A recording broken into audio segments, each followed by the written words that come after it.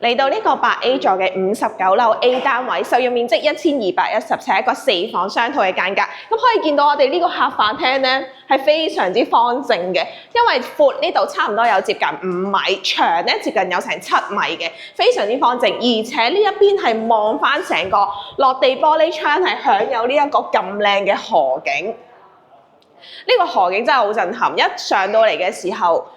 今日而且亦都OK 嘅，今日個天氣 OK 嘅，不過有少少霧，但係你可以見到咧，其實成間屋就非常之通透，採光度亦都好好。咁呢個4房雙套嘅單位喺客廳旁邊就已經有一間套房，咁呢間套房都係望翻個咁靚嘅河景，有埋浴室嘅。好，我哋再望下。不如望咗個廚房先啦。廚房隔離呢度咧就會有一個好大嘅一個酒櫃啦，可以擺下酒啊，或者係呢度就會有埋雪櫃，就會喺翻兩邊嘅。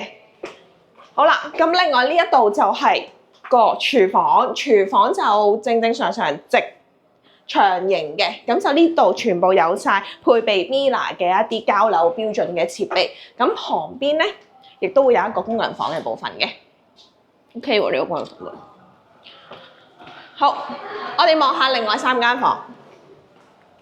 呢邊第一間房都係望住河景啦。其實呢一個單位最好咧，就係佢哋全部房都係可以享有呢一個東北嘅河景嘅。呢間房都可以望到。咁2間房就差唔多大啦，呢2間房都係落地玻璃窗啦，所以好通透嘅成間屋。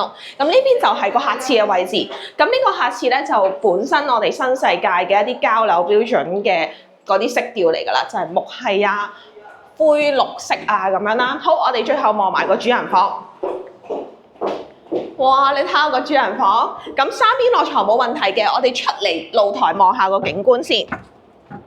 哇！好舒服啊，成片山景、河景。同埋會有個露台仔咯。咁到時譬如俾翻戶主可以喺度唞下氣啦，跟住另外再望下個浴室先。浴室就雙洗手盤設計嘅，兩邊鏡櫃，咁就有一個係淋浴間，再加埋一個浴缸，非常之貼心啦。咁呢度就做咗個乾濕分離嘅，都夠晒大嘅，1210尺嘅4房雙套即。